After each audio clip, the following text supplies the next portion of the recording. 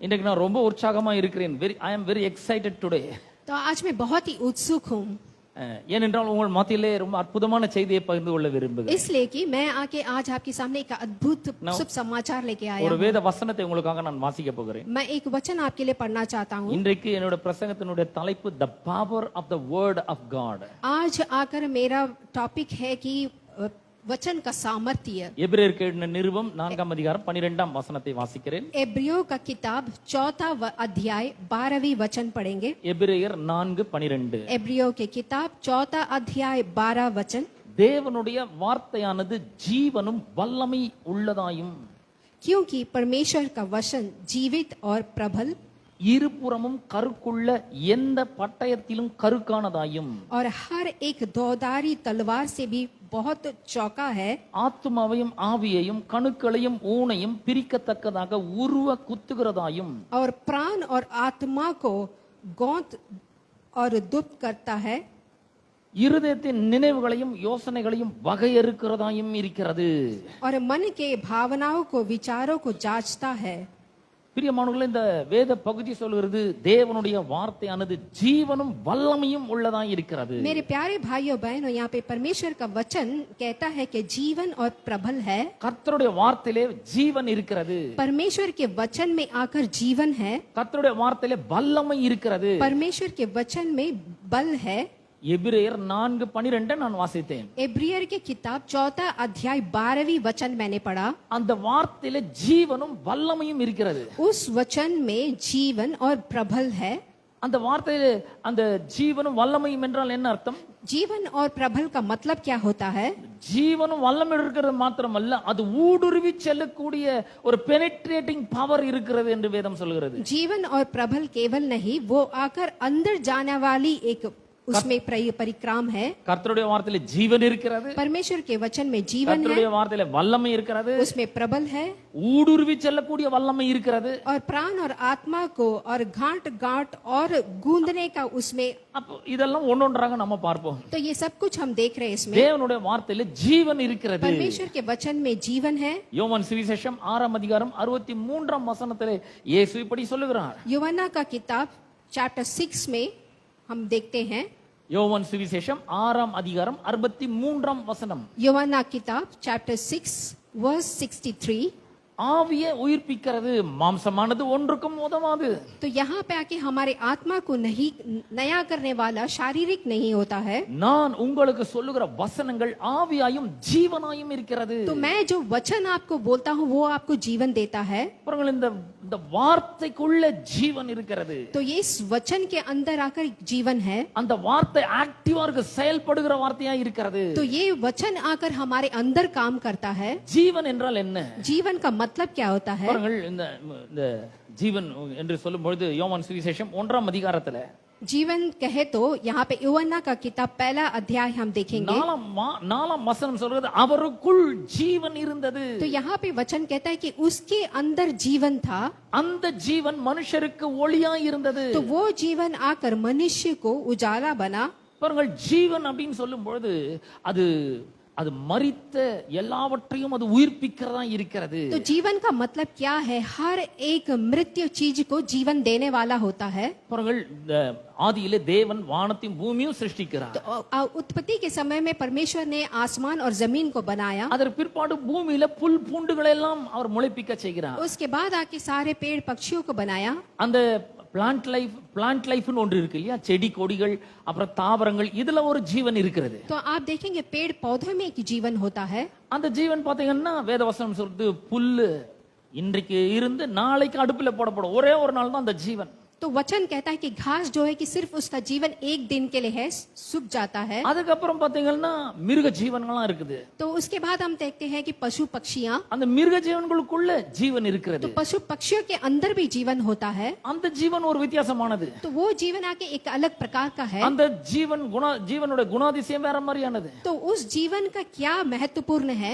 பறவைகளுக்குள்ள ஜீவன் இருக்கிறது. पक्षियों में जीवन होता है। அந்த ஜீவன் வித்தியாசமானது. वो जीवन कुछ अलग प्रकार का है।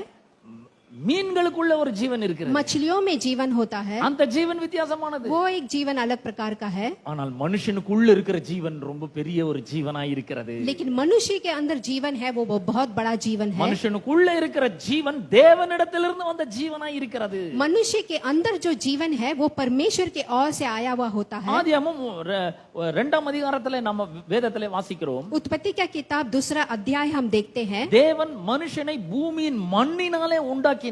परमेश्वर ने आके मनुष्य को मट्टी से बनाया। அதற்கு பிற்பாடு அவனுடைய நாசிலே தம்முடைய ஜீவ சுவாசத்தை ஊதினார். उसके बाद परमेश्वर ने अपनी श्वास को उनमें डाला। அப்பொழுது அவன் ஜீவாத்மாவானான். उसके बाद वो जीवित हुआ। மனுஷனுக்குள்ள இருக்கிற ஜீவனானது, मनुष्य के अंदर जो जीवन है, அது இந்த தாவரங்களுக்குள்ள இருக்கிற ஜீவனை காட்டிலும் பெரியதா இருக்கிறது. जो पौधों में जो जीवन है उससे बढ़कर है। பறவைகளுக்குள்ள இருக்கிற ஜீவனை காட்டிலும் பெரியதா இருக்கிறது. पक्षी में जो जीवन है उससे बढ़कर है। அப்புறம் மிருக ஜீவன்களுக்குள்ள இருக்கிற ஜீவனை பார்க்கலும் பெரியதா இருக்கிறது. यहाँ पे जीव जंतुओं में जो जीवन है उससे बढ़कर है। மீன்கள் மச்சங்களுக்குள்ள இருக்கிற ஜீவனை காட்டிலும் பெரியதா இருக்கிறது. मछली में जो जीवन है उससे बढ़कर है। மனுஷனுக்குள்ள இருக்கிற ஜீவனானது, मनुष्य के अंदर जो जीवन है, தேவனுக்குள்ள எப்படிப்பட்ட ஜீவன் இருக்குதோ அதே ஜீவனை மனுஷனுக்குள்ள ஊதினார். परमेश्वर के अंदर जो जीवन है वही जीवन मनुष्य के अंदर है। உடனே மனுஷன் ஜீவாத்மாவானான். तो तुरंत मनुष्य आके जीवित हुआ है। அவனால எழுந்திருக்க முடிகிறது. उससे उठ सकते हैं, இதுவரைக்கும் அவனால எழுந்திருக்க முடியல. लेकिन अब तक वो चल नहीं पा रहा था। மண்ணுனால மனுஷனை வடிவமைச்சிட்டாரு. परमेश्वर ने मनुष्य को बना तो लिया, ஆனா அவனுக்குள்ள உயிர் இல்ல. लेकिन उसके अंदर जीवन नहीं था। அவனுக்குள்ள ஜீவன் இல்ல.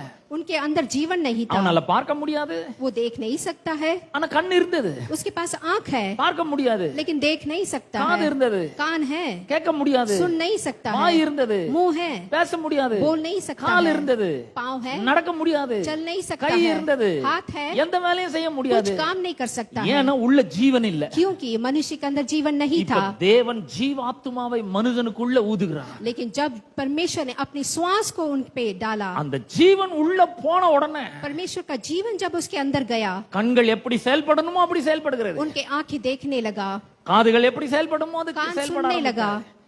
கால்கள் எப்படி செயல்படணுமோ அதெல்லாம் செயல்பட पाँव ஆரம்பிக்கிறது. काम करने लगा, உள்ள இருக்கிற அவயவங்கள் எல்லாம் உயிர் பெற ஆரம்பிக்கிறது. जो भी हमारे अंदर अंग काम करने लग गए। அப்ப அந்த மாதிரி ஒரு ஜீவன் எங்க இருக்குன்னா கடவுளுடைய வார்த்தையில இருக்கிறது. तो वो जीवन कहाँ है? परमेश्वर के वचन में है। நம்ம தேவனுக்குள்ளதான் அந்த ஜீவன் இருந்தது. परमेश्वर के अंदर वो जीवन था। அந்த ஜீவனை வைத்து அவர் எல்லாவற்றையும் உண்டாக்குகிறார். उस जीवन के द्वारा परमेश्वर ने हर एक की सृष्टि की। அப்படின்னா என்ன அர்த்தம்? அவர் அந்த அந்த ஜீவன் பிறப்பிக்க கூடியதாக உருவாக்கக்கூடிய சக்தி உள்ளதா இருக்கிறது. तो उसका मतलब क्या है? उस जीवन को दूसरे को बनाने का महत्वपूर्ण है। The word has the creative power. परमेश्वर के वचन में एक सामर्थ्य है। God used his word to create something. परमेश्वर ने अपने वचन का इस्तेमाल किया सारी चीजों को सृष्टि करने के He लिए। spoke the word and it will be. उन्होंने बताया और सब कुछ उत्पन्न हुआ। அவர் என்ன பேசினாரோ அதெல்லாம் உண்டாக परमेश्वर ने ஆரம்பித்தது. जो बोला वो बना गया। அந்த வார்த்தை தான் இப்போ நாம வாசிக்கிறோம். और आज हम उस जीवन को पढ़ने वाले தேவனுடைய हैं। வார்த்தையில ஜீவன் இருக்கிறது. परमेश्वर के वचन में जीवन है। இந்த ஜீவன் என்ன பண்ணுகிறது? ये जीवन क्या करता है? நம்முடைய வாழ்க்கையிலே மரித்து போன எல்லாவற்றையும் உயிர்ப்பிக்கிறதா இருக்கிறது. हमारे जीवन में मरे हुए हर एक चीजों को जीवन देता है। நம்முடைய ஆவிக்குரிய ஜீவியம் மரித்து போயிருந்தாலும் இந்த வார்த்தையை பேசும்பொழுது அது உயிர்ப்பிக்கப்படுகிறது. हमारे आत्मा के लिए ये जीवन आके हमें जीवन देता है। நம்முடைய சரீர சுகம் மரித்து போயிருந்தாலும் அந்த சுகத்துக்கு அது ஒரு பெரிய ஜீவனை கொடுக்கிறது. अगर हमारे शरीर में कुछ मौत है तो उसमें एक जीवन देता है। சரீரத்துக்கு ஜீவனை கொடுக்கிறது. हमारे शरीर में जीवन देता है। நம்முடைய பொருளாதாரம் உயிரிழந்து மரித்து போயிருந்தால் அந்த பொருளாதாரத்துக்கு உயிர் கொடுக்கிறது. अगर हमारी कमाई में अगर कुछ कमी है तो परमेश्वर उसमें जीवन देता है। தேவனுடைய வார்த்தையில ஜீவன் இருக்கிறது. तो परमेश्वर के वचन में आकर जीवन है। இவர்கள் பல ஆண்டுகளாக பல கிறிஸ்தவர்கள் எந்த விதமான முன்னேற்றமும் இல்லாமல் இருக்கிறார்கள். कई सालों पहले ऐसे लोग मसीहा के लोग आके अपने जीवन में सफल नहीं थे। அவர்களுடைய வாழ்க்கையில கவலை இருக்கிறது. उनके जीवन में सब कुछ था। அவர்களுடைய வாழ்க்கையில கண்ணீர் இருக்கிறது. उनके जीवन में आंसू थे। அவர்களுடைய வாழ்க்கையில துக்கம் இருக்கிறது. उनके जीवन में दुख थे। அவர்களுடைய வாழ்க்கையில துயரம் இருக்கிறது. उनके जीवन में तकलीफ थे। அவர்களுடைய வாழ்க்கையில குறைவு இருக்கிறது. उनके जीवन में कमी थी। அவர்களுடைய வாழ்க்கையில தாழ்ச்சி இருக்கிறது. उनके जीवन में मुश्किलें थी। அவர்களுடைய வாழ்க்கையில பற்றாக்குறை இருக்கிறது. कमी घटिया थी। அவர்களுடைய வாழ்க்கையில் சமாதானம் இல்லாமல் இருக்கிறது, उनके जीवन में एक समाधान சந்தோஷம் नहीं கொஞ்சம் था, கூட இல்ல, सुख नहीं था, பணம் இல்லாமல் இருக்கிறார்கள். पैसे नहीं थे, ஆனால் அவர்களுக்குள்ள ஜீவன் இருக்கிறது. लेकिन उनके अंदर जीवन இந்த था। ஜீவனுடைய வல்லமை என்ன? அது உருவாக்கக்கூடிய சக்தியுடையதா இருக்கிறது. उस जीवन का महत्वपूर्ण क्या है? वो आपको एक सामर्थ्य देता है। The word that is released from your mouth can create anything for you. परमेश्वर का वचन जब आपके मुंह से निकलता है तो कुछ भी कर सकता है। உங்களுடைய வாழ்க்கையில ஒன்றை உண்டாக்க வேண்டும் என்றால் இந்த வார்த்தையை நீங்கள் ரிலீஸ் பண்ண வேண்டும். अगर आप आपके जीवन में कुछ बाहर करना चाहते हैं तो आपके अंदर ये जीवन होनी चाहिए। எபிரேயர் நிருபத்தை எழுதினவர் சொல்றாரு, தேவனுடைய வார்த்தையானது ஜீவனும் வல்லமை உள்ளதாய் இருக்கிறது. एब्रियो के किताब कहता है कि परमेश्वर के वचन में आके जीवन और सामर्थ था। It is living and powerful. वो आके महत्वपूर्ण जीवन जीता It है। is living and active. तो वो आके हमेशा जीवित रहता है। அது வல்லமையான விதத்தில் உங்களுடைய வாழ்க்கையில கிரியை செய்கிறதா இருக்கிறது. वो सामर्थ के काम करते हैं। உங்களுடைய வாழ்க்கையில் இருக்கிற எல்லா பிரச்சனைகளை காட்டிலும் இந்த வார்த்தை மிகுந்த வல்லமை உள்ளதா இருக்கிறது. आपके जीवन में हर एक मुसीबतों से बढ़कर इस जीवन में है। உங்களுடைய வாழ்க்கையில நீங்கள் இழந்த எல்லாவற்றை காட்டிலும் இந்த வார்த்தை ரொம்ப வல்லமை உள்ளதா இருக்கிறது. आप अपने जीवन में खोए हुए हर चीजों से इसमें जीवन है। உங்களுடைய வாழ்க்கையில் இருக்கிற குறைவு, தாழ்ச்சி, பற்றாக்குறை, தரித்திரம் எல்லாவற்றை காட்டிலும் வார்த்தை ரொம்ப வல்லமை உள்ளதா இருக்கிறது. आपके जीवन में सारे कमी घटियों से बढ़कर परमेश्वर का இந்த वचन है। இந்த உலகத்தில் இருக்கிற வியாதியை காட்டிலும், எந்த வியாதியை காட்டிலும் இந்த வார்த்தை வல்லமை உள்ளதா இருக்கிறது. इस दुनिया के रोगों से बढ़कर परमेश्वर का वचन है। எல்லாவற்றை காட்டிலும் இந்த வார்த்தை வல்லமை உள்ளதா இருக்கிறது. सारी चीजों से बढ़कर परमेश्वर का वचन The है। word is so powerful. परमेश्वर का वचन में इतना सामर्थ्य है இதை நாம் விசுவாசிக்கிறவங்களா இருக்க வேண்டும். और इस वचन को हमें विश्वास करना है। இந்த வார்த்தையில இன்னொன்னு இருக்கு. ये वचन आकर कैसे இந்த लेंगे? வார்த்தையில பெனிட்ரேட்டிங் பவர், ஊடுருவி செல்லக்கூடிய வல்லமை இருக்கிறது. तो ये आकर आपको छेद करने वाला सामर्थ्य है। அது மட்டும் இல்ல, இந்த ஊடுருவி சென்று உள்ள இருக்கிற நம்முடைய ஆவிக்குரிய வாழ்க்கையை மறுரூபப்படுத்துகிறதா இருக்கிறது. ये ना केवल छेद करता है पर मन के भावनाओं को विचार की जांचता है। நம்முடைய நாம் வாசித்த இந்த வேத பகுதி சொல்கிறது, तो यहाँ पे ये वचन कहता है தேவனுடைய வார்த்தையானது ஜீவனும் வல்லமையுள்ளதா இருக்கிறது. परमेश्वर के वचन में जीवन और प्रबल है। அப்புறம் இருபுறமும் கருக்குள்ள எந்த பட்டத்தை காட்டிலும் கருக்கானதா இருக்கிறது. वो आके छेद करता है। sharper than any two-edged sword. वो आके एकदम आके शार्प होता है। வேற சில மொழியாக்கங்களை நாம வாசித்து பார்க்கும் பொழுது, यहाँ पे हम ऐसाया का किताब देखते இந்த हैं। வசனத்தை வேற சில மொழியாக்கங்களை நாம் வாசிக்கும் பொழுது, அந்த வேத பகுதி சொல்கிறது, டாக்டர்னுடைய அந்த ஆபரேஷன் செய்கிற அந்த கத்தி இருக்கு பாத்தீங்களா, அந்த மாதிரி இருக்கிறது. तो यहाँ पे आके ये कैसा तीर रहता है प्रभु का वचन की डॉक्टर जो ऑपरेशन करते हैं, इस्तेमाल करते चाकू छुरी, उससे भी शार्प रहता है। டாக்டர்கள் ஆபரேஷன் செய்யும் பொழுது லேயர் லேயராக கட் பண்ணணும். तो यहाँ पे जब डॉक्टर आकर एक ऑपरेशन करता है तो वो लेयर लेयर से कट करता அதை है। மிக நுணுக்கமாக கட் பண்ணணும். बहुत ही सावधानी से कट करना पड़ता है। வெரி प्रिसिशन, வெரி प्रिसाइஸா கட் பண்ணணும் பாருங்க. बहुत ही नाजुक से उसका इस्तेमाल करना पड़ता है। துல்லியமாக கட் பண்ணணும். बहुत ही आके संभाल कर काम करना पड़ता है। நுணுக்கமாக கட் பண்ணணும். बहुत ही सावधानी से, மிக சரியாக கட் பண்ணணும். बहुत ही सही तरीके से। இது வந்து சாதாரணமான ஒரு வேலை கிடையாது. ये आके एक साधारण सा काम नहीं है। இதுக்கு ரொம்ப திறமை வேண்டும். इसके लिए बहुत सारा एक्सपीरियंस होता है। பாருங்க, மூளையில சிலர்லாம் ஆபரேஷன் பண்றாங்க. तो कोई कोई लाके दिमाग में आके ऑपरेशन करता है। மூளையில இருக்கிற நரம்புகள் நம்முடைய முடி மாதிரி மெலிசா இருக்கும். तो हमारे दिमाग में जो भी आके नर्व्स होते हैं बहुत ही पतली होती है। சில டாக்டர்ஸ் கண்ணுல ஆபரேஷன் பண்றாங்க. कोई कोई आंखों में ऑपरेशन करते हैं। இந்த கண்ணுல ஆபரேஷன் பண்றவங்க டாக்டர், இந்த கண்ணுல இருக்கிற பிளட் வெசல் எல்லாம் பாத்தீங்கன்னா ரொம்ப ரொம்ப ரொம்ப நுணுக்கமாக இருக்கும் பாருங்க, மெலிசா இருக்கும். तो आपने देखोगा आंखों के ब्लड वेसल्स बहुत पतले पतले होते हैं। ஆகவே அது ரொம்ப நுணுக்கமாக செய்யப்பட வேண்டிய लेकिन ஒன்று. बहुत ही वो अच्छी तरह से काम करते हैं। சும்மா நம்ம காய் கட் பண்ற மாதிரி அதை கட் பண்ண முடியாது. सब्जियां काटने का जैसा नहीं होता है। அந்த நுணுக்கம் ரொம்ப ரொம்ப அவசியமா இருக்கிறது. बहुत ही सावधानी से काम करते हैं। இப்ப பாருங்க, நான் இந்த வேத பகுதியை உங்களுக்காக இன்னொரு மொழியாக்கத்துல வாசிக்கிறேன். मैं यहाँ पे ये वचन को पढ़ना चाहूंगा। For the word that God speaks is alive and full of power. जब परमेश्वर का वचन जो है कि उसमें सामर्थ्य है और जीवन है, making it active, operative, energizing and effective. और बहुत ही अच्छी तरह से काम करता है। பாருங்க, இந்த வார்த்தை என்ன பண்ணுகிறது, நம்மள வந்து அது செயல்பட வைக்கிறது. तो ये परमेश्वर का वचन क्या करता है? हमें काम करवाता है। நமக்குள்ள ஒரு பெரிய உற்சாகத்தை கொண்டு வருகிறது. हमारे अंदर आकर एक विशेष प्रकार का நமக்குள்ள ஒரு देता है, பெரிய திறமையை கொண்டு வருகிறது.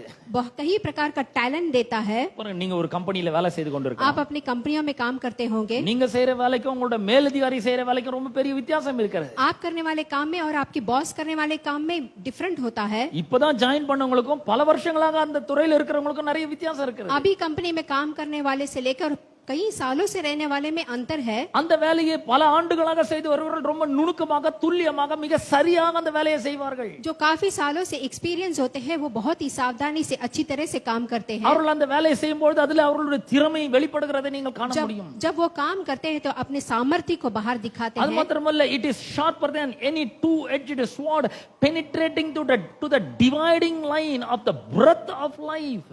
तो यहाँ पे वचन जैसे हमने देखा था कि वो एकदम शार्प और छेद करने के सामर्थ्य उसमें होता है, And the spirit और उसमें आके एक सामर्थ्य रहता है। and of joints and marrow of the deepest part of our nature.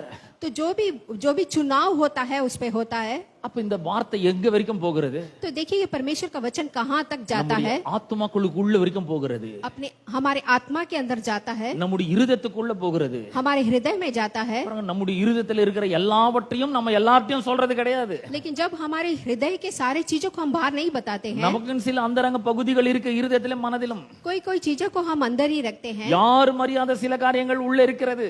बहुत सारी चीजें हमारे हृदय में रखते हैं, ஆனா கர்த்தர் அதை அறிந்திருக்கிறார். लेकिन परमेश्वर हर एक चीजों को இந்த जानते हैं। வார்த்தை அவ்வளவு உள்ள போகிறதா இருக்கிறது. लेकिन जब परमेश्वर का वचन आपके अंदर जाता है, ஆகவேதான் 139ஆம் சங்கீதத்திலே தாவீது சொல்லுகிறார், தேவனே என்னை ஆராய்ந்து அறிந்து கொள்ளும். इसलिए भजन இருதயத்தை அறிந்து संहिता கொள்ளும். हम देखते हैं 139 में 23ஆம் வசனம். 23rd वचन, 139ஆம் சங்கீதம் 23 24 வசனங்கள். भजन संहिता पढ़ेंगे 139 139 verse 23 and 24. பஜன் சங்கீதம் 139 23 and 24. தேவனே என்னை ஆராய்ந்து என் இருதயத்தை அறிந்து கொள்ளும், என்னை சோதித்து என் சிந்தனைகளை அறிந்து கொள்ளும். तो परमेश्वर आकर हमारे हृदय को परखता है। இப்ப நான் உங்களை பார்த்து கேட்கிறேன், உங்க இருதயத்துல ஏதாவது பொல்லாப்பு இருக்கா? अभी मैं आपको देख के बोलता हूँ कि आपके हृदय में कोई कमी है, உங்கள் உள்ளத்துல ஏதாவது பாவம் இருக்கா? आपके जीवन में कुछ आके मुश्किल है, உங்களுடைய மனதுல கெட்ட சிந்தனைகள் ஏதாவது இருக்கா? आपके मन में कुछ बुरे बुरे ख्याल है, உடனே நீங்க சொல்ல no no no no no, तो आप सोचते हैं कि नहीं, बिल्कुल भी नहीं என் है। இருதயம் தூய்மையா இருக்கிறது, मेरा हृदय एकदम साफ है, என்னுடைய மனம் தெளிவா இருக்கிறது. मेरा मन एकदम साफ है। ஆனால் தாவீது சொல்றான், தேவனே நீர் என் இருதயத்தை ஆராய்ந்து அறிந்து கொள்ளும். लेकिन यहाँ पे दाऊद कहता है, प्रभु आप मेरे हृदय को परखना। நாம் தேவனுக்கு முன்பாக வந்து, ஆண்டவரே நான் ஓபன் பண்றேன் என் இருதயத்தை, நீர் இதை ஆராய்ந்து பாரும். लेकिन हम आके परमेश्वर को सामने अपने हृदय को खोलकर परमेश्वर से कहते हैं, आप मेरे हृदय को देखें, என்னை சோதித்து என்னுடைய சிந்தனைகளை அறிந்து கொள்ளும். आप मुझे परख के मेरे सोच को आप देखें। 24ஆம் வசனம் சொல்லுகிறது, வேதனை உண்டாக்கும் வழி உண்டோ என்று பார்த்து என்னை நித்திய வழியிலே நடத்தும். वचन कहता है कि जो भी मुश्किल है मुझे नित्य के जीवन में चलाना। சோ இந்த வார்த்தை என்ன பண்ணுகிறது? உள்ள வரைக்கும் போகுது, ஆத்துமா ஆவி வரைக்கும் போகிறது. तो ये वचन जो है कि हमारे आत्मा के अंदर जाता है, शरीर के अंदर जाता है। இந்த வசனம் ஆம்பிளிஃபைட் கிளாசிக் வெர்ஷன்ல நான் வாசிக்கும் பொழுது, तो अभी मैं ये वचन को आपके लिए पढ़ता हूँ। and of joints and marrow of the deepest parts of our nature, exposing and sifting and analyzing and judging the very thoughts and the purposes of the heart. तो ये वचन आके हमारे हृदय के सोच को सबको विचारता है, परखता है।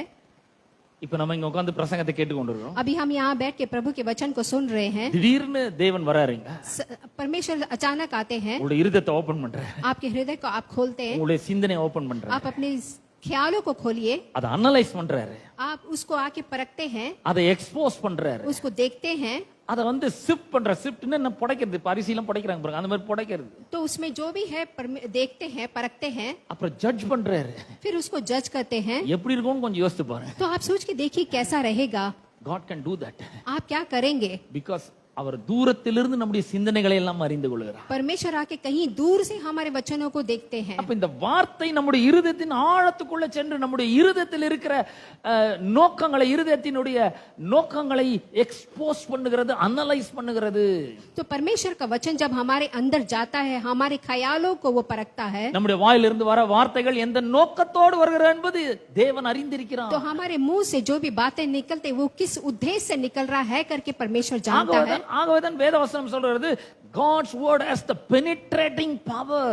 इसीलिए वचन कहता है कि परमेश्वर का वचन आकर इतना शार्प है कि वो छेद कर सकता है. It can penetrate through your soul and spirit, वो आपके आत्मा से छेद कर कर अंदर जा सकता है exposing your heart and analyzing your thoughts. और आपके ख्यालों को परखता है.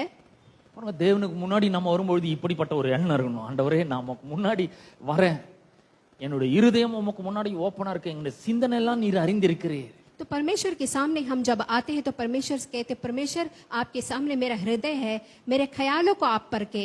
கணுக்களையும் மூணையும் பிரிக்கத்தக்கதாக உருவ குத்துகிறதாயும் இருக்கிறது. तो आप आकर मुझे परखे इसमें से. கணுக்கள் ஊன் என்றால் என்ன? तो यहाँ पे எலும்பு இருக்கு, எலும்புக்குள்ள மஜ்ஜை இருக்கிறது, ரத்தத்தை உற்பத்தி பண்ற அந்த மஜ்ஜை இருக்கிறது, எலும்பு மஜ்ஜை இருக்கிறது. तो जो कि हड्डियों के अंदर जो ब्लड को उत्पत्ति करता है उसे ही कहते हैं. அங்க வரைக்கும் போகிறது இந்த வார்த்தை. तो परमेश्वर का वचन हमारे हड्डियों के अंदर तक जाता है. அதனுடைய அர்த்தம் என்ன? उसका मतलब क्या है? மனித மூளை அறிவுக்கு எட்டாத காரியங்கள் எட்டாத இடத்துல கூட கடவுளுடைய வார்த்தை போய் டச் பண்ண முடியுங்க. तो मनुष्य का हृदय जो सोच भी नहीं सकता, समझ भी नहीं सकता, परमेश्वर का वचन उतना दूर तक पहुंच सकता है. ட்ரூத் ஃபைண்டிங் மெஷினால கூட கண்டுபிடிக்க முடியாத சில யோசனைகளையும் இருதயத்தின் நோக்கங்களையும் இந்த கர்த்தருடைய வார்த்தை கண்டுபிடிக்க முடியும். बड़े बड़े ज्ञानी भी पता नहीं लगा सकते, परमेश्वर का वचन आकर पता लगा सकता है. ஏஐ டூல்ஸ்னால கண்டுபிடிக்க முடியாத உங்களுடைய சிந்தனைகள் யோசனைகள் எல்லாவற்றையும் அது வார்த்தை கண்டுபிடிக்க முடியும், அங்க வரைக்கும் போக முடியும். एआई टूल से पता नहीं कर सकता, लेकिन परमेश्वर वचन समझ पता कर सकता है. இருதயத்தின் யோசனைகளையும் நினைவுகளையும் வகையறுக்கிறதாயும் இருக்கிறது. हृदय के योजनाओं को परखता है. ஒரு சிந்தனை வருது, ஒரு எண்ணம் வருது, எந்த நோக்கத்தோடு நீங்கள் இந்த இந்த சிந்தனை வைத்திருக்கிறீர்கள் என்பதை கடவுளுடைய வார்த்தையினாலே ஜட்ஜ் பண்ண முடியும், அனலைஸ் பண்ண முடியும். हमारे दिल में क्या ख्याल है और वो ख्याल कैसे आता है कि परमेश्वर उसे पता लगा सकते हैं. 12ஆம் வசனம் கர்த்தருடைய வார்த்தை பற்றி சொல்லுகிறது. यहाँ पे 12 वचन आकर परमेश्वर के वचन के बारे में बोलता है. 13ஆம் வசனம் சொல்கிறது, எபிரேயர் 4:13 சொல்கிறது, அவருடைய பார்வைக்கு மறைவானது ஒன்றும் இல்லை. यहाँ पे आके इब्रियों की किताब 4 अध्याय 13 वचन कहता है कि यहाँ पे सृष्टि की कोई भी वस्तु उससे छिप नहीं सकती. சகலமும் அவருடைய கண்களுக்கு முன்பாக நிர்வாணமாயும் வெளியரங்கமாயும் இருக்கிறது. उसको आंखों के सामने सब कुछ एकदम खुली हुई है. அவருக்கே நாம் கணக்கு ஒப்புவிக்கிறவர்களாக இருக்க வேண்டும். तो हम आकर परमेश्वर को आकर बताने वाले हैं. அப்ப பாருங்க, கர்த்தருடைய வார்த்தையை சொல்லிட்டு அப்புறம் தேர்ட் பர்சன் तो यहाँ அவருடைய பார்வைக்கு மறைவானது ஒன்றும் இல்லை என்று சொல்லுகிறது. तो यहाँ पे देखिए, परमेश्वर की आंखों के सामने कुछ भी छिप नहीं सकता. எவ்வளவு அற்புதம் பாருங்க. कितना अद्भुत चीज है यहाँ पे देखिए. கடவுளுடைய வார்த்தையில அவ்வளவு வல்லமை இருக்கிறது. परमेश्वर के वचनों में इतनी सारी सामर्थ्य அந்த है. வார்த்தையில ஜீவன் இருக்கிறது. उसमें जीवन है. இந்த வார்த்தையை தேவன் உங்களுக்கு கொடுத்திருக்கிறார். और इस वचन को परमेश्वर ने आपको दिया है. அவர் உங்களிடத்தில் அந்த வார்த்தையை கொடுத்திருக்கிறார். आप लोग को दिया है. அவர் எந்த வார்த்தையை கொடுத்திருக்கிறார்? कौन सा जीवन आपको दिया है? வல்லமையுள்ள வார்த்தையை கொடுத்திருக்கிறார். सामर्थ्य का वचन आपको दिया है. ஜீவனுள்ள வார்த்தையை जीवन கொடுத்திருக்கிறார். का वचन आपको दिया है. ஊடுருவி செல்லக்கூடிய வார்த்தையை கொடுத்திருக்கிறார். आत्मा को अंदर जाकर छेद करने वाला சில वचन दिया है. வியாதியோடு நாம ஹாஸ்பிடலுக்கு போகும்போது जब हम रोगी से अस्पताल जाते हैं, மருத்துவர்கள் தங்கள் கண்கள்னால பார்த்து ஒன்னும் கண்டுபிடிக்க முடிய மாட்டேங்குது. डॉक्टर कभी कभी हमारे आंखों को देखकर जांच नहीं कर पाते. அவங்க என்ன பண்றாங்க? பிளட் டெஸ்ட் எழுதி கொடுக்குறாங்க. वो आके ब्लड टेस्ट देते हैं. அது ஒரு விதமான ஃபைண்டிங். वो आके एक तरह का पता लगाते அதுல हैं. சில வியாதிகளை கண்டுபிடிக்கிறார்கள். तो उसमें कुछ प्रकार के रोग पता लगाते हैं. அதுலயும் கண்டுபிடிக்க முடியாத வியாதிகளை எக்ஸ்ரே எடுக்கிறாங்க. तो ब्लड टेस्ट से नहीं पता लगने वाला रोग को एक्सरे लिया जाता है. அந்த எக்ஸ்ரே என்ன பண்ணுகிறது? அந்த சரீரத்தை ஊடுருவி சென்று எலும்புகள்ல ஏதாவது பிரச்சனை இருக்கான்னு காமிக்குது. तो एक्सरे क्या करता है? हमारी हड्डियों में कोई प्रॉब्लम है तो वो बताता है. அதுலயும் கண்டுபிடிக்க முடியாத காரியங்களை ஸ்கேன் பண்றாங்க. अगर उसमें भी पता नहीं लगता है तो स्कैन बोलते हैं. ஸ்கேன்ல ஓரளவுக்கு நல்லா தெரியுது. स्कैन में एक कुछ प्रकार का दिखता சில है. வித்தியாசமான நோய்களை கண்டுபிடிக்கிறாங்க. तो कुछ कई प्रकार के डिसीजों को हम पता लगा सकते हैं. அதுக்கப்புறம் பாத்தீங்கன்னா இப்போ எம்ஆர்ஐன்னு ஒன்னு வந்திருக்கு. तो अभी MRI करके एक आ गया है. அது பாத்தீங்கன்னா அந்த அந்த ஒரு குறிப்பிட்ட பகுதியை பல ஸ்லைஸ்களாக கட் பண்ணி காட்டுது நமக்கு. तो यहाँ पे एक पर्टिकुलर जगह को आके पूरी तरह से बताता है. நிஜமா கட் பண்றது கிடையாது. सच्ची में आके काटना नहीं है. அந்த மேக்னெட்டிக் ரேஸ் என்ன பண்ணுது? கட் பண்ணி உள்ள என்னெல்லாம் இருக்குன்றத வியாதிகள் இருக்குது, பிரச்சனை இருக்குது என்பதை காண்பிக்கிறது. तो अंदर जो भी है वो एकदम सही तरीके से बताता है. ஆனால் நான் சொல்றேன், அதனால கண்டுபிடிக்க முடியாத சில காரியங்களை கூட கடவுளுடைய வார்த்தை கண்டுபிடிக்க முடியும். लेकिन मैं आज आपसे कहता हूँ, वो चीजें पता नहीं लगने वाला भी परमेश्वर का वचन पता सका. இந்த वचनத்தை மெசேஜ் டிரான்ஸ்லேஷன்ல வாசிக்கிறேன். तो यहाँ पे मैं आके आपके दूसरे में वचन का God translate means बोलता हूँ. what he says. तो परमेश्वर क्या कहता है यहाँ पे? What he says goes. तो जो वो बोलता है वो जाता है। His powerful word is sharp as a surgeon's scalpel. तो उसका जो परमेश्वर का वचन जो है कि वो आके ऑपरेशन करने वाले हथियारों से भी शार्प होता है Cutting through everything. और वो किसी चीजों को भी काट देता है, Whether doubt or defense. कोई किसी चीजें भी हो। Laying us open to listen and obey. तो आप लोग आके अपने कान को खोल के सुने। Nothing and no one can resist God's word. कोई भी आके परमेश्वर के वचन से दूर नहीं जा सकता। We can't get away from it. तो हम आके परमेश्वर के वचन से दूर नहीं जा सकते। No matter what. कुछ भी हो जाए।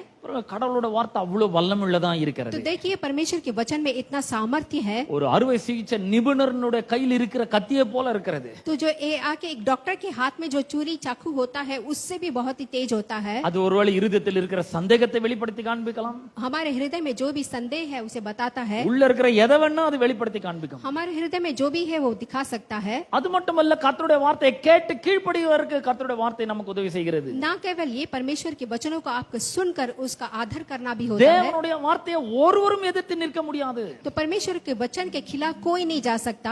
Irresistible word of God has given you. क्योंकि परमेश्वर के वचन का खिलाफ कोई नहीं जा सकता है। So you have a powerful word of God with you. तो देखिए आपके अंदर है कि परमेश्वर का सामर्थ वचन आपके अंदर है। God says what God means what he says. तो परमेश्वर क्या कहते हैं? What he says goes. तो वो कहते हैं कि जाओ। So இப்படிதான் கர்த்தர் கிரியை செய்கிறார். तो ऐसे ही परमेश्वर अपना काम करते हैं। இப்போ நமக்கு வருவோம். तो अभी हम जाएंगे। இவ்வளவு பெரிய வல்லமையான வார்த்தையை தேவன் நம்மிடத்திலே கொடுத்திருக்கிறார். तो इतना बड़ा सामर्थ्य का चीजें हम परमेश्वर ने हमारे पास दिया அந்த है। வார்த்தையில ஜீவன் இருக்கு. उसमें आकर जीवन है, அந்த வார்த்தையில பவர் இருக்கு. उसमें प्रबल है, அந்த வார்த்தையில ஊடுருவி செல்லக்கூடிய பவர் இருக்கு. उसमें छेद करने वाली है। அது ரெண்டு புறமும் கட் பண்ணக்கூடியது. वो आके दोनों साइड में काट सकता है। மனித மூளைக்கு எட்டாத இடங்களுக்கு கூட அது போய் டச் பண்ண முடியும். मनुष्य का दिमाग जो समझ नहीं सकता है वो समझ सकता है। இவ்வளவு பவர்ஃபுல் வேர்ட கடவுள் உங்களுக்கு கொடுத்திருக்கிறார். इतना सामर्थ वचन परमेश्वर ने आपके अंदर दिया है। யோவான் சுவிசேஷம் 17ஆம் அதிகாரம் 8ஆம் வசனத்தை வாசிக்கிறேன். यूहन्ना का किताब 17 अध्याय 8वीं वचन पढ़ना चाहूंगा। நீர் எனக்கு கொடுத்த வார்த்தைகளை நான் அவர்களுக்கு கொடுத்தேன். आपने जो वचन मुझे दिया है मैंने उनको दिया है। பாத்தீங்களா, அவர் நம்மிடத்தில் அந்த வார்த்தையை கொடுத்திருக்கிறார். परमेश्वर ने हमें वो वचन दिया है। John chapter 17 verse 8. John chapter 17 verse 8। நீர் எனக்கு தந்த வார்த்தைகளை நான் அவர்களுக்கு கொடுத்தேன். आपने जो वचन मुझे दिया है मैंने उनको दिया है। இப்ப நான் உங்களை பார்த்து ஒரு கேள்வி கேட்க போறேன். तो मैं अभी आकर आपको देख के एक सवाल पूछने वाला हूँ। பிதாவாகிய தேவன் இயேசு கிறிஸ்துவுக்கு வார்த்தையை கொடுத்தார். परमेश्वर ने आके यीशु मसीह को एक वचन दिया था। இயேசு யோவான் 17:8 சொல்றார், நீர் எனக்கு தந்த வார்த்தைகளை அவர்களுக்கு நான் கொடுத்தேன். यहाँ पे यूहन्ना की किताब 17 अध्याय 8वीं वचन में यीशु मसीह कहते हैं जो वचन आपने मुझे दिया मैंने उन्हें दिया முதல்ல है। இவர் யாரை பத்தி சொல்றாரு? तो सबसे पहले यहाँ किसके बारे में बताते சீஷர்களை हैं? பத்தி சொல்றாரு. यहाँ पे आके अपने शिष्य के बारे में बात நீர் करते கொடுத்த हैं। வார்த்தைகளை நான் சீஷர்களிடத்தில் கொடுத்தேன். तो यीशु मसीह कहते हैं कि परमेश्वर ने जो वचन दिया उन्होंने अपने चेले को दे அது दिया। வெறும் சீஷர்களுக்கு மட்டும் இல்ல, तो उन्होंने सिर्फ चेले को अकेले नहीं நம்ம எல்லாருக்கும் அவர் கொடுத்திருக்கிறார். हम सबको भी दिया है। இப்ப நான் உங்களை பார்த்து ஒரு கேள்வி கேட்கிறேன். अभी मैं आपको एक सवाल पूछता हूँ, யாரெல்லாம் இந்த வார்த்தையை பெற்றுக் கொண்டிருக்கிறீர்கள்? कौन कौन परमेश्वर के वचन को पाए हैं? நாங்க நல்ல கரங்களை உயர்த்தி காட்டுங்க பாக்கலாம். अपने हाथों को उठा के Do you बताएं। have the word of God? क्या आपके पास परमेश्वर का वचन है? Have you received the word of God? क्या आपने परमेश्वर का वचन Can को you पाया है? please raise your hand? अगर आपने पाया So कि that क्या I can आप अपने see. हाथों को उठा सकते हैं? Have you received? क्या आपने परमेश्वर के My वचन dear पाया है? brother and sister, what about you? And what परमेश्वर about का you? वचन आपने What about पाया you? है? Have you received the word of God? Please raise your hand. अपने हाथों को उठा के Don't be दिखाएं। ashamed to raise your hands. शर्मिंदा ना We are करें। in the presence of God. हम लोग आके God परमेश्वर is की seeing your उपस्थिति heart में हैं। and your hands. परमेश्वर आपने हृदय को और So अपने हाथों को देखता है। everybody, those who are here, received the word of God. तो यहाँ पे जो कोई भी मौजूद है हर एक परमेश्वर के वचन को स्वीकार करें। The life and power resides inside of the word is residence of परमेश्वर के वचन में जीवन और सामर्थ्य है அந்த வார்த்தை உங்களுக்குள்ள இருக்கிறது. और वो परमेश्वर का वचन जीवन आपके अंदर है। அப்பனா அந்த ஜீவன் எங்க இருக்கிறது? तो इसका मतलब वो जीवन कहाँ पे है? வார்த்தையில ஜீவனும் வல்லமை இருக்குது. அந்த ஜீவனும் வல்லமை இப்ப எங்க இருக்கு? वचन में जीवन है। अब वो जीवन कहाँ पे है? என்கிட்ட இருக்கு, मेरे पास है, உங்ககிட்ட இருக்கு, आपके पास है, உங்களுக்குள்ள இருக்கு பாருங்க. आपके अंदर है। You have life. आपके अंदर जीवन है You have the very life of God. और परमेश्वर का जीवन आपके अंदर है And you have the power of God. और परमेश्वर का सामर्थ्य आपके अंदर है It is the penetrating power. वो आके छेद करने वाला एक सामर्थ्य है When God speaks, it goes. जब परमेश्वर कहते हैं तो जाता है When you speak, it goes. और जब आप बोलते हैं तो जाता है Where it goes? कहाँ जाता है What it does? और वो क्या करता है I'm going to read one more verse. एक और वचन मैं आपके लिए पढ़ना चाहूंगा Isaiah chapter 55, आइसाया का किताब चैप्टर 55 8 to 11. 8 to 11 पढ़ेंगे आइसाया चैप्टर 55 ஏசாயா 55 அதிகாரம் 8 வாசிக்கிறேன் 8 வாசிக்கிறேன் ஏசாயா 55 8 9 10 11. आइसाया 55 8 से मैं पढ़ूंगा என் நினைவுகள் உன் நினைவுகள் அல்லவென்று அல்ல உங்கள் வழிகள் என் வழிகளும் அல்லவென்று கர்த்தர் சொல்லுகிறார். यहाँ पे वचन कहता है कि यहोवा का सोच यहाँ पे कहता है कि मेरी सोच तेरा सोच नहीं है உங்கள் வழிகள் என் வழிகளும் அல்லவென்று கர்த்தர் சொல்லுகிறார். तुम्हारा राह मेरा राह नहीं है பூமியை பார்க்கிலும் வானங்கள் எப்படி உயர்ந்திருக்கிறதோ यहाँ पे आके जो भी भूमि है அப்படியே உங்கள் வழிகளை பார்க்கலும் என் வழிகளும் உங்கள் நினைவுகளை பார்க்கலும் என் நினைவுகளும் உயர்ந்திருக்கிறது. यहाँ पे तुम्हारी सोच से बढ़कर मेरा सोच है மாரியும் உறைந்த மழையும் வானத்திலிருந்து இறங்கி அவ்விடத்துக்கு திரும்பாமல் பூமியை நனைத்து அதில் முளை கிளம்பி விளையும்படி செய்து जिस प्रकार से वर्षा आती है बिल्कुल उसी तरह से वहां पे रहता है விதைக்கிறவனுக்கு விதையும் புசிக்கிறவனுக்கு ஆகாரத்தையும் கொடுக்கிறது எப்படியோ जैसे आके खाने वाले को खाना देता है அப்படியே என் வாயிலிருந்து புறப்படும் வசனமும் இருக்கும். उसी तरह से मेरे मुंह से जो वचन निकलता है वैसा होता है. Just now we have read when God speaks it goes. तो जब अभी हमने देखा था कि जब परमेश्वर बात करते हैं तो वो जाता है. இந்த 11வது வசனத்துல அவர் சொல்றார் அப்படியே என் வாயிலிருந்து புறப்படும் வசனமும் இருக்கும். तो यहाँ पे 11वीं वचन कहता है उसी प्रकार से मेरे वचन भी होगा. அது வெறுமையா என்னிடத்துக்கு திரும்பாமல் वो मेरे मुंह से निकलता है. அது நான் விரும்புகிறதை செய்து वे व्यर्थ ठहर कर அதை நான் அனுப்பின காரியமாக முடி வாய்க்கும். मेरे पास नहीं लौटता है. என்ன அற்புதம் பாருங்க.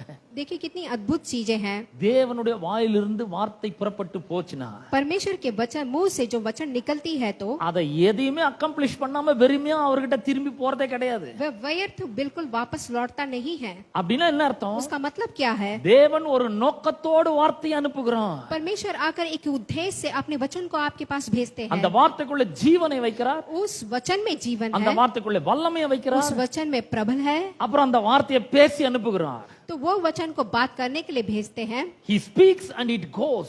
जब वो बोलते हैं तो वो जाता है. அவர் பேசுறாரு அந்த வார்த்தை போகிறது. वो वचन को बोलते हैं तो वचन जाता है. போய் என்ன பண்ணுகிறது? तो जाके करता क्या है? அது நான் விரும்புகிறதை செய்து हम जो चाहते हैं वो करता है.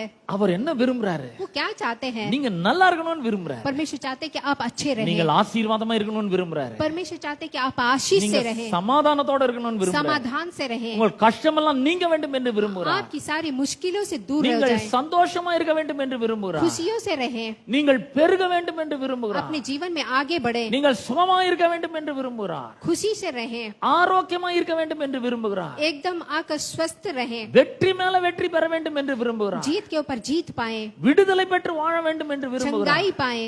அவர் अनेक அற்புதங்களை உங்கள் மூலமாக செய்ய வேண்டும் என்று விரும்புகிறார். सारे अद्भुत कार्य आपके द्वारा परमेश्वर करना चाहता है. எவ்வளவு விரும்புறாரு பாருங்க. देखिए परमेश्वर कितनी चीजें आपसे चाहते हैं. அப்ப நீங்களும் நானும் நல்லா இருக்கணும்னு விரும்பினா அவர் என்ன பண்றாரு?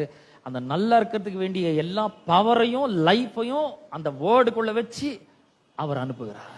देखिए तो परमेश्वर चाहते हैं कि हम सब लोग अच्छा रहना है. तो अच्छा रहना है तो परमेश्वर अपने वचन के जरिए हमारे में जीवन देते हैं. அவர் அனுப்புகிற வார்த்தை இந்த உலகத்துக்கு பூமிக்கு வருகிறது. तो परमेश्वर का वचन आकर इस भूमि में आता है. எப்படி வருகிறது? மாரியும் உறைந்த மழையும் வானத்திலிருந்து இறங்குற மாதிரி வருது. तो वो कैसा परमेश्वर का वचन आता है? बरसात के जैसे आता है. தேவன் வானத்திலிருந்து வசனத்தை அனுப்புகிறார். परमेश्वर आकर आकाश से बारिश को भेजते हैं. மாரியும் உறைந்த மழையும் வானத்திலிருந்து இறங்குறது. बारिश आकर आकाश से गिरता है. இங்க வந்து என்ன பண்ணுகிறது? அந்த மழையும் फिर वो बारिश आता है क्या करता है? இங்க ஒரு வேலையை செய்கிறது. यहाँ पे एक काम करता है. பூமியை நனைக்கிறது. भूमि को आकर गीला करता है, முளை கிளம்பி விளையும்படி செய்கிறது, सारे बीज को उगने के लिए मदद करता है, விதைக்கிறவனுக்கு விதையை கொடுக்கிறது, और जो उगाता है उसको अनाज देता है, புசிக்கிறவனுக்கு ஆகாரத்தை கொடுக்கிறது. खाने वालों के लिए खाना देता है. So the word works 24/7. तो यहाँ पे देखिए परमेश्वर का वचन भी कुछ इसी तरह से काम करता है. நீங்க தூங்கலாம், ஆனா வார்த்தை வேலை செய்து கொண்டிருக்கிறது. तो जब आप बोलते हैं तो काम करता है. வேதம் சொல்கிறது அப்படியே என் வாயிலிருந்து புறப்படும் வசனமும் இருக்கும். तो परमेश्वर कहते हैं कि बिल्कुल उसी तरह से मेरे मुंह से जो वचन निकलता है वैसा रहेगा. ஏசாயா 55:11. एसाया का किताब चैप्टर 55 वर्स 11. என் வாயிலிருந்து புறப்படும் வசனம் அப்படியே இருக்கும். तो मेरे मुंह से जो वचन निकलता है वो भी उसी प्रकार से அது होगा. நான் விரும்புகிறதை செய்து, और वो जो मैं चाहता हूँ उस काम को करेगा. நான் அதை அனுப்பின காரியமாகும்படி வாய்க்கும். और मैं जो करना चाहता हूँ वो करेगा. If God wants to create something, He put the power to create and life in His word and sends it. तो देखिए परमेश्वर कुछ काम करना चाहता है और वो वचन में कुछ सामर्थ्य डालकर वो भेजता है. உங்களுக்கு எனக்கு சுகத்தை உண்டு பண்ணணும்னு விரும்பும்போது அந்த வார்த்தைக்குள்ள சுகத்தை வைக்கிறார், வல்லமை வைக்கிறாரு, லைஃப் வைக்கிறாரு, penetrating power வைக்கிறாரு, He sends it forth. तो परमेश्वर आके देखिए अगर आपको चंगाई जाता है तो परमेश्वर उसमें सामर्थ्य रख के आपके जीवन में भेजता है. அப்ப பாருங்க, வார்த்தையை நீங்கள் பெற்றிருந்தால் எல்லாவற்றையும் பெற்றிருக்கிறீர்கள். तो देखिए अगर आपके जीवन में परमेश्वर का वचन है तो आपके पास सब कुछ है. நீங்கள் விரும்புகிறது உங்கள்கிட்ட இல்லைன்னா அதை உருவாக்க முடியும் உங்களால. अगर आप जो चाहते हैं वो चीज आपके पास नहीं है तो वो आपको मदद करता है. உங்களுக்கு என்ன வேண்டுமோ அதை நீங்கள் இந்த வார்த்தையை வைத்து உருவாக்க முடியும். अगर आपको क्या चाहिए आप इस वचन के जरिए प्राप्त कर सकते हैं. ஏனென்றால் தேவனுடைய வார்த்தையிலே அவருடைய வல்லமையும் ஜீவனும் இருக்கிறது. क्योंकि परमेश्वर के वचन में जीवन और स्मार्थ है. இந்த வசனம் அவர் விரும்புகிறதை செய்கிறது. तो परमेश्वर का वचन जो है परमेश्वर जो करता है वो करता है. 107 சங்கீதம் 20 வசனம் சொல்கிறது. भजन संहिता 107 20वीं वचन. 107 Psalm 20th verse. भजन Psalm संहिता 107:20. 107. அவர் தமது வசனத்தை அனுப்பி அவர்களை குணமாக்கி அழிவுக்கு அவர்களை தப்புவிக்கிறார். वे अपने वचनों के द्वारा उनको चंगा करता है. He sent forth his word and healed them. तो परमेश्वर आकर अपने वचन को भेजता है और उनको चंगा करता है. He delivers them from destruction. और उन्हें आकर खड्डे से बचाता है. Who delivers? यार விடுதலையாக்குறது? तो ये आके कौन आकर आपको इस खड्डे में पड़ने से बचाता है? यार விடுதலையாக்குறது? यहाँ पे कौन मदद करता है? The word delivers. तो परमेश्वर यहाँ पे मदद करता है. அவருடைய வார்த்தை விடுதலையாக்குறது. परमेश्वर का वचन हमें छुटकारा சுகத்தை देता யார் है. கொடுக்கிறது? यहाँ पे आकर आपको चंगाई कौन देता அவருடைய है? வார்த்தை அனுப்பி சுகத்தை கொடுக்கிறார். परमेश्वर आकर अपने वचन को भेजकर आपको चंगाई சுகம் देते எங்க हैं. இருக்கிறது? तो चंगाई किसमें है? அவருடைய வார்த்தையில இருக்கிறது. परमेश्वर के वचन में है. அவருடைய வார்த்தையில சுகம் இருக்கிறது. परमेश्वर के वचन में चंगाई है. அவருடைய வார்த்தையில ஆரோக்கியம் இருக்கிறது. उसके वचन में आकर सामर्थ्य है. கர்த்தர் உங்களுக்கு சமாதானத்தை கொடுக்க வேண்டும் என்று விரும்பினால் परमेश्वर चाहते हैं कि वो आपको समाधान दे அவர் தம்முடைய வார்த்தையை அனுப்புகிறார். और वो अपने वचन को भेजते हैं. எந்த வார்த்தையை அனுப்புகிறார்? कौन सा वचन को भेजते हैं? இந்த உலகம் கொடுக்க முடியாத சமாதானத்தை நான் உங்களுக்கு கொடுக்கிறேன். दुनिया में जो समाधान आपको नहीं दे सकता वो समाधान आपको देते हैं. இந்த உலகம் கொடுக்கிற பிரகாரமா அல்ல, दुनिया नहीं देने वाला नहीं. என்னுடைய சமாதானத்தை நான் உங்களுக்கு கொடுக்கிறேன். परमेश्वर अपना समाधान आपको देते हैं. Whenever he wants to give something to me or to you, he speaks and send forth his word. अगर परमेश्वर आपको और मुझे कुछ देना चाहते हैं तो परमेश्वर बोलते हैं और भेजते हैं. அவர் சமாதானத்தை தருகிறார், समाधान देते हैं, சுகத்தை தருகிறார், चंगाई देते हैं, ஆரோக்கியத்தை தருகிறார், आपको स्वस्थ रखते हैं, ஆசீர்வாதத்தை அவர் தருகிறார். आपको आशीष देते हैं. எபிரேயர் 6 அதிகாரம் 14 வசனத்தை நாம் एब्रियोर की किताब 6वीं अध्याय Hebrews chapter 6 verse 14. chapter 6 verse 14. Hebrews. Hebrew एब्रियोन நான் की किताब. நிச்சயமாகவே உன்னை ஆசீர்வதிக்கவே ஆசீர்வதித்து உன்னை பெருகவே பெருக பண்ணுவேன். जरूर मैं तेरे को आशीष करूंगा. यहाँ पे वचन कहता है कि मैं सचमुच तुझे बहुत ही आशीष दूंगा और तेरे संतानों को भी बहुत बढ़ाऊंगा. ஆசீர்வதிக்கவே ஆசீர்வதிக்கிறான், परमेश्वर जरूर आशीष करेंगे, பெருகவே பெருக பண்ணுகிறான். आपको बढ़ाएंगे. ஆனா கிறிஸ்தவர்கள் பாருங்க, लेकिन यहाँ पे मसीह है कि लोगों को देखिए வல்லம் இருக்கு, यहाँ पे सामर्थ्य है. வார்த்தையை ரிசீவ் பண்ணிருக்காங்க, परमेश्वर के वचन को ले लिया அந்த है. வார்த்தையில ஜீவன் இருக்கு, उस वचन में जीवन அந்த है, வார்த்தையில வல்லம் இருக்கு, उस जीवन में प्रबल है. ஆனா ஆசீர்வாதம் இல்ல, आशीष नहीं है, சுகம் இல்ல, चंगाई नहीं है, பொருளாதார செழிப்பு இல்ல, दुनिया का जो भी सुख सुविधा नहीं है, சொல்லிக்கிற மாதிரி ஒரு பெரிய பெருக்கம்லாம் இல்ல. बोलने की तरह कुछ भी आशीष नहीं है. ஏன்? क्यों? வார்த்தையில இவ்வளவு பவர் இருக்குன்னு அவங்களுக்கு தெரியல. क्योंकि उनको नहीं पता कि परमेश्वर के वचन में इतना ஆனா सामर्थ्य ஆனா है। இன்றைக்கு நீங்கள் தெரிந்து கொண்டிருக்கிறீர்கள், लेकिन आज आप जान चुके कि परमेश्वर के वचन में सामर्थ्य இந்த है। வார்த்தையில ஜீவன் இருக்கிறது, आप जानते हैं कि परमेश्वर के वचन में सामर्थ्य இந்த है, வார்த்தையில வல்லமை இருக்கிறது, जीवन है, இந்த வார்த்தையில சுகம் இருக்கிறது, चंगाई है, இந்த வார்த்தையில சமாதானம் இருக்கிறது, इसमें समाधान है, இந்த வார்த்தையில வெற்றி இருக்கிறது, इसमें आके जीत है, இந்த வார்த்தையில பொருளாதார செழிப்பு இருக்கிறது, सारी प्रकार की सुख सुविधाएं हैं, இந்த வார்த்தையில விடுதலை இருக்கிறது, जीवन में आके चंगाई है, இந்த வார்த்தையில எல்லாம் இருக்கிறது. इस जीवन में आपके लिए सब कुछ है। அந்த வார்த்தை எனக்குள்ள இருக்கிறது. तो वो जीवन वो वचन मेरे अंदर है। தேவன் இயேசுக்கு அந்த வார்த்தையை கொடுத்தார், परमेश्वर ने यीशु मसीह को एक वचन दिया, இயேசு அந்த வார்த்தையை எனக்கு கொடுத்திருக்கிறார். यीशु मसीह ने उस वचन को मुझे दिया அந்த है வார்த்தையை நான் பெற்றுக் கொண்டிருக்கிறேன். और उस वचन को मैंने ले लिया है। எனக்குள்ள அந்த வார்த்தை இருக்கிறது. अब वो वचन मेरे अंदर है। பரிசுத்த ஆவியானவர் அந்த வார்த்தையை எனக்குள்ள வச்சிருக்கிறார். पवित्र आत्मा ने उस वचन को मेरे अंदर भेजा இந்த है। வார்த்தை என்ன செய்கிறது? अब ये वचन मेरे अंदर क्या அவர் करता என்ன है? விரும்புகிறாரோ அதை செய்கிறது. परमेश्वर जो चाहता है वो करता है। அது வெறுமையாய் அவரிடத்தில் திரும்புகிறது இல்லை. वो वचन खाली उनके पास नहीं लौटता। அவர் விரும்புகிறதை என்னோட வாழ்க்கையில செய்கிறது. वो जो करता है वो करता है। அவர் எதற்காக இந்த வார்த்தையை அனுப்பினாரோ அந்த காரியமாகும்படி வாய்க்கிறது. परमेश्वर जिस उद्देश्य से इस वचन को भेजा है वो सारे कामों को करता है। ஒருவேளை அது இந்த உலகத்திலே இல்லனா கூட அந்த வார்த்தை எனக்காக அதை உருவாக்குகிறது. अगर वो इस दुनिया में कुछ भी नहीं है तो वो वचन आकर मेरे लिए नया करता है। ஏனென்றால் அந்த வார்த்தையில உருவாக்கக்கூடிய சக்தி இருக்கிறது, வல்லமை இருக்கிறது. क्योंकि उस वचन में उस चीज को उत्पन्न करने की सामर्थ्य है। இப்போ இந்த வார்த்தை நமக்குள்ள இருக்குது, பவர் இருக்கு, லைஃப் இருக்கு. இதை எப்படி நம்முடைய வாழ்க்கையில செயல்படுத்துவது? अब ये आके वचन आके मेरे अंदर है, जीवन है, प्रबल है, लेकिन ये मेरे अंदर अब कैसे काम करेगा? கர்த்தர் எப்படி செஞ்சாரு? परमेश्वर ने कैसे किया? He speaks and it goes. तो वो बोलते हैं तो वो जाता है।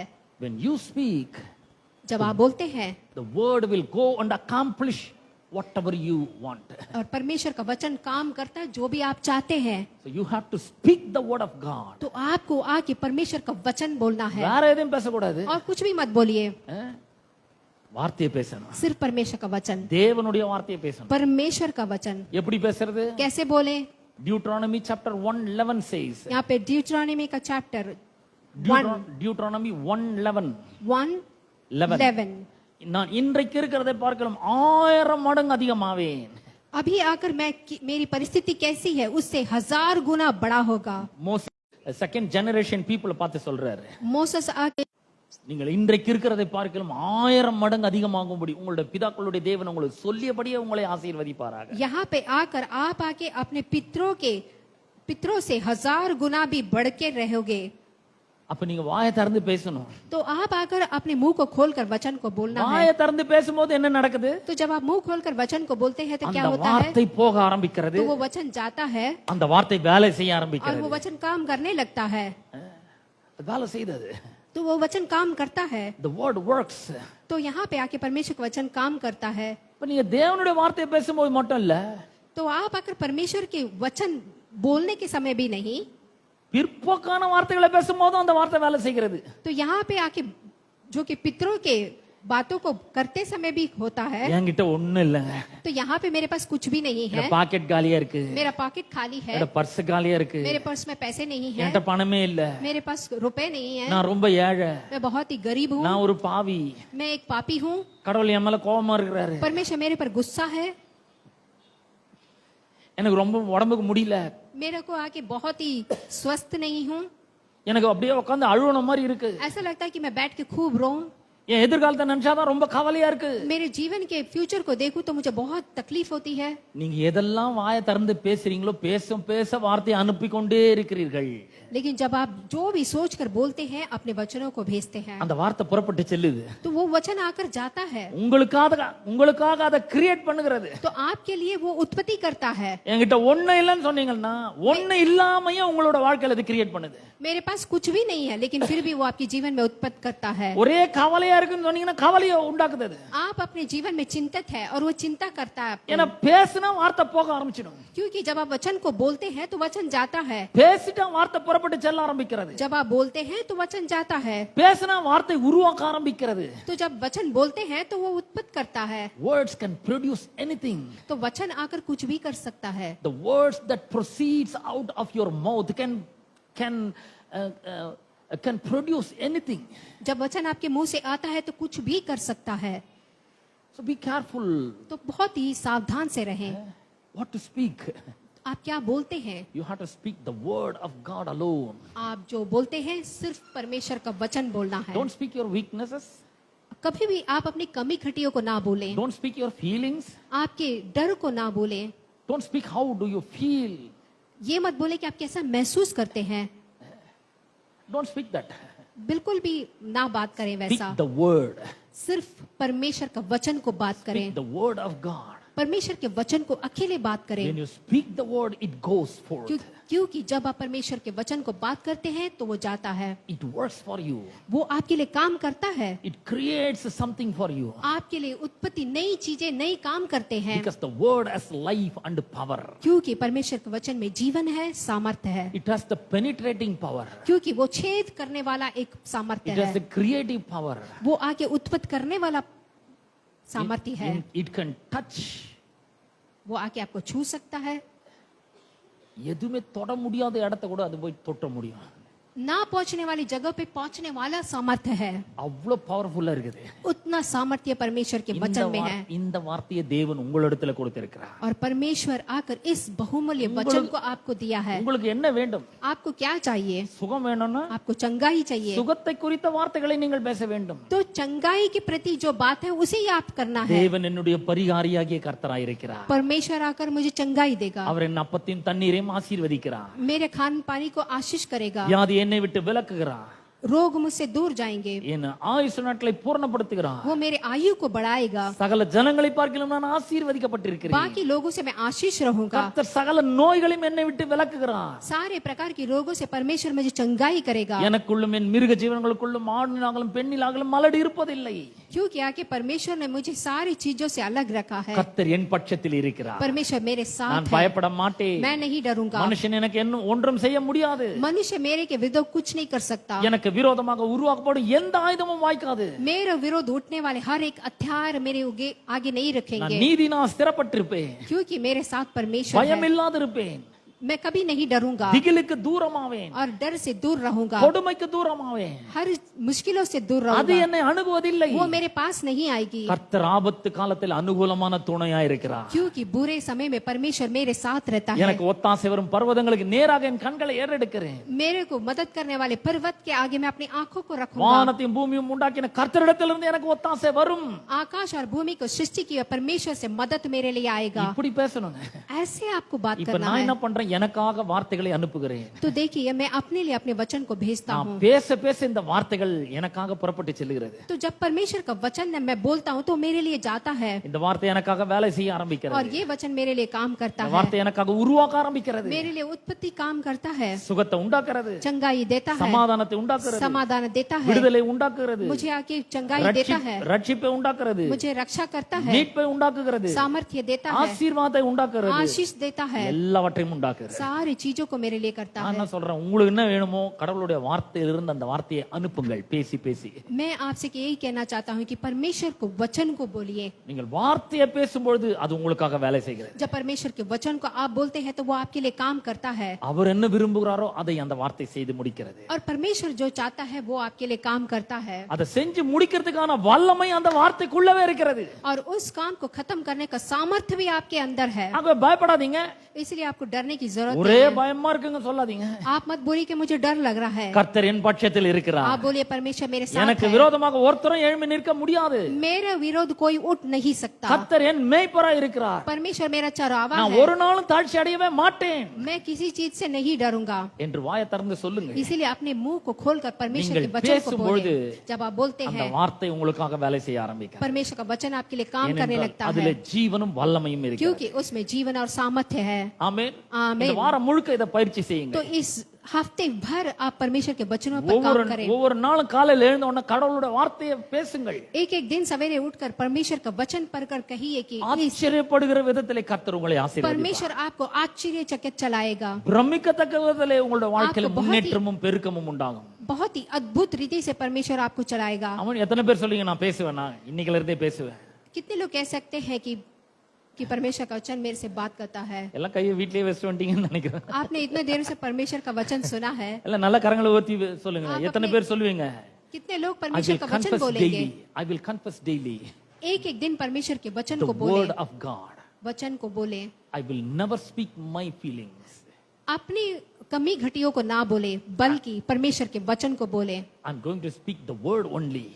आप आज एक निर्णय ले कि मैं आज अपनी कमी घटियों के लिए परमेश्वर के वचन को ही बोलूंगा। அப்படி பேசும்பொழுது உங்களுடைய வாழ்க்கையில பிரமிக்கத்தக்க அற்புதங்களை நீங்கள் காண்பீர்கள். जब आप परमेश्वर के वचन को बोलते हैं तो वो आश्चर्यचकित आपको चलाता है। ஆமென். आमीन। கர்த்தர் உங்களை ஆசீர்வதிப்பார். परमेश्वर आपको आशीष யாரும் करेगा। எழுந்து நிற்போம். இன்னும் இந்த செய்தி முடியல. அடுத்த வாரம் மறுபடியும் தொடர்வோம். सब अपनी जगह पे खड़े हो जाएं। बाकी का हम आकर शुभ समाचार अगले हफ्ते सुनेंगे। நம்ம எல்லாரும் கண்களை மூடி கர்த்தரை நோக்கி பார்ப்போம். अपने आंखों को बंद करेंगे, परमेश्वर के और देखेंगे। கேட்ட சத்தியத்திற்காக நாம் கர்த்தருக்கு நன்றி செலுத்துவோம். सुने हुए वचन के लिए परमेश्वर का धन्यवाद करेंगे। கர்த்தருக்கு நன்றி செலுத்துவோம். परमेश्वर का धन्यवाद ஆண்டவரே करेंगे। உமக்கு நன்றி. परमेश्वर आपका धन्यवाद। எல்லாரும் வாயை திறந்து ஆண்டவரே உமக்கு நன்றி என்று சொல்லுவோம். सब लोग अपने मुंह को खोलकर परमेश्वर का धन्यवाद करें। யாரும் அமைதியா இருக்க வேண்டாம். कोई भी शांत ना रहे।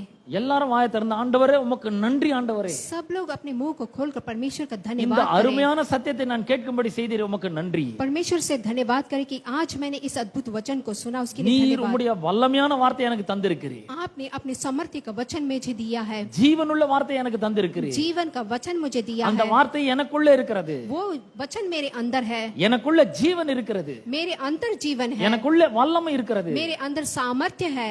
உருவாக்கக்கூடிய வல்லமை எனக்குள்ள वो இருக்கிறது. उत्पत्ति करने वाला सामर्थ्य है। ஆண்டவரே நீர் அந்த வல்லமை எனக்குள்ள வச்சிருக்கிறதுக்காக உமக்கு நன்றி செலுத்துகிறேன். परमेश्वर मैं आपका धन्यवाद करती हूँ कि वो सामर्थ्य आपने मेरे अंदर रखा ஒவ்வொரு है। நாளும் உம்முடைய வார்த்தையை பேச விசுவாசத்தோடு பேச எனக்கு உதவி செய்வீராக. एक एक दिन विश्वास के साथ आपके वचनों को बोलने को मुझे मदद करें। நீர் எனக்கு உதவி செய்வீராக. आप मुझे मदद करें। நான் பேசும்பொழுது வார்த்தை புறப்பட்டு செல்லுகிறதற்காக உமக்கு ஸ்தோத்திரம்.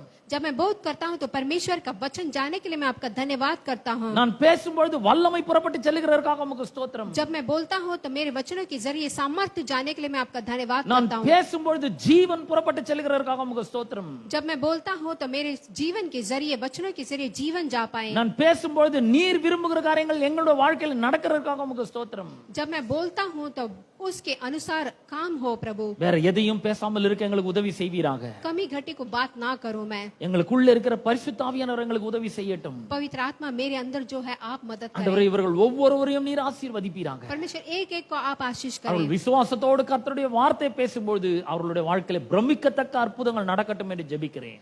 मैं प्रार्थना करता हूँ कि विश्वास के साथ प्रभु के वचन को बोल पाए और आश्चर्य उनके जीवन में आने पाए। அவர்களுக்கு சமாதானம் உண்டாகட்டும். उनके जीवन में समाधान சந்தோஷம் देना, உண்டாகட்டும். आशीष देना, மகிழ்ச்சி உண்டாகட்டும். खुशियां देना, விடுதலை உண்டாகட்டும். चंगाई देना, ஆசீர்வாதம் உண்டாகட்டும். आशीष देना, எல்லாம் உண்டாகட்டும் என்று ஜெபிக்கிறேன். सब कुछ उनके जीवन में आने पाए करके मैं प्रार्थना करता हूँ। தேவையோடு வந்திருக்கிற ஒவ்வொருவருக்காக ஜெபிக்கிறேன். उनके हर एक जरूरतों के लिए प्रार्थना करता அவர்கள் हूँ। தேவைகள் எல்லாம் சந்திக்கப்படட்டும் என்று उनकी ஜெபிக்கிறேன். सारे जरूरतों को पूरा करें। கர்த்தர் அபரிமிதமாக இவர்களை ஆசீர்வதிப்பீராக. परमेश्वर आप उनको परिपूर्णता से आशीष करना। தொடர்ந்து இவர்கள் வாழ்க்கையின் மூலமாக நீர் மகிமைப்படுவீராக. उनके जीवन के जरिए आपकी नाम की महिमा हो। துதி கனம் மகிமை எல்லாவற்றும் ஒருவருக்கே நாங்கள் செலுத்துகிறோம். सब कुछ आपके सामने रखते हैं। இயேசுவின் நாமத்தில் ஜெபிக்கிறோம் பிதாவே. सुन और ग्रहण कर। ஆமென். आमीन। ஆமென். ஆமென்.